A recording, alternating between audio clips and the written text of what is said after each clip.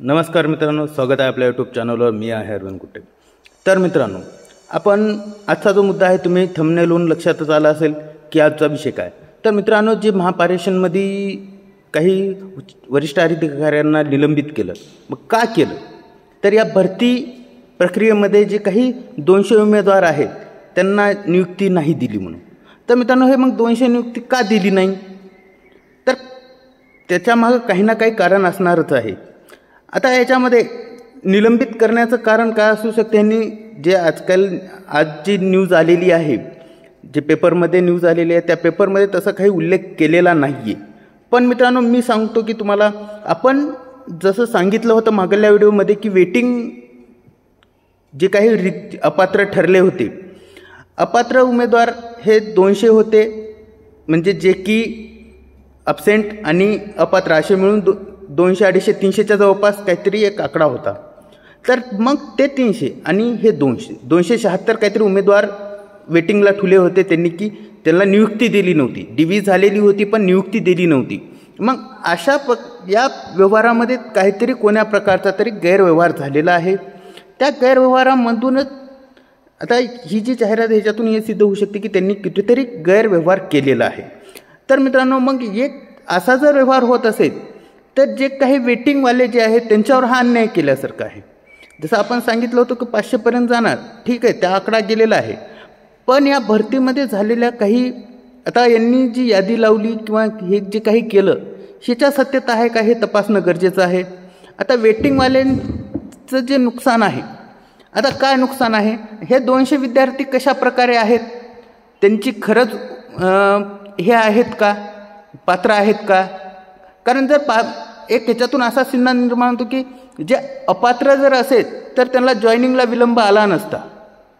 आलं का लक्षात मित्रांनो. जे काही जसे बाकीचे जे 2400 उमेदवार आहेत ते जॉईन झालेले आहेत, ठीक आहे, चांगली गोष्ट आहे. मग ह्या 200 जणांना का दिलं नाही त्यांच्यासोबत. मग हे 200 जर मागं ठेवले तर त्याच्यामध्ये मागं रिझन काय. तर मित्रांनो, रिझन खूप असू शकते. भरतीमध्ये झालेला गैरव्यवहार असेल किंवा काही खरंच त्यांनी जागा रिक्त नसताना सुद्धा बोलवलं, हे सुद्धा असेल. म्हणजे काहीतरी निलंबित सहजासहजी कोणी करत नसतं, त्याच्यामागं काहीतरी ठोस कारण असू शकतो. तर मित्रांनो, यामुळे जे काही रेग्युलर वेटिंगवाले आहेत ते वेटिंगवाल्यांचं नुकसान आहे. कारण आता जी वेटिंग यादी आहेत 1000 रुपये, हे जे 500 उमेदवार आहेत, कमीत कमी या वेटिंगमधले जे मेहनती आहेत, जे की नियमानं आलेले आहेत, ते विद्यार्थी काय होणार, जॉईन होणार, त्यांना संधी मिळणार. जर गैरव्यवहार करून जर ते 200 उमेदवार अपात्र जर असतील किंवा गैरव्यवहारातले असतील, तर या जे म्हणजे वेटिंगमधले जे विद्यार्थी आहेत त्या 200 उमेदवारांचं नुकसान आहे, जे की नियमानं आलेले आहेत, परीक्षा देऊन आलेले आहेत. मग अशा उमेदवारांचं नुकसान करणं ह्या डिपार्टमेंटला जमेल का. कारण ते कोणता व्यवहार झाला, कसा, हे अजून सिद्ध नाही झालो, कारण ते तसं दर्शवलं नाही. जर तसं काही असेल तर साहजिकच आहे, या वेटिंगवाल्यावर अन्याय आहे, या वेटिंग जे विद्यार्थी आहेत त्यांचं नुकसान आहे.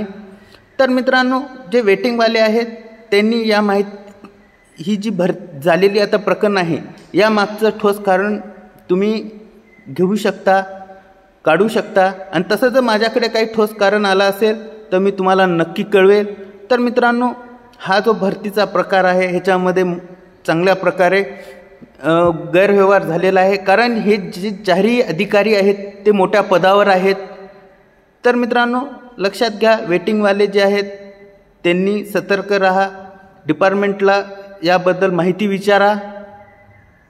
अजून जर माझ्याकडे काही डिटेल्स आली तर मी तुमच्याकडे लवकरात लवकर पोहोचवण्याचं काम करेल.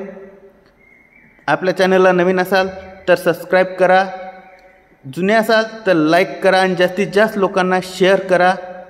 धन्यवाद.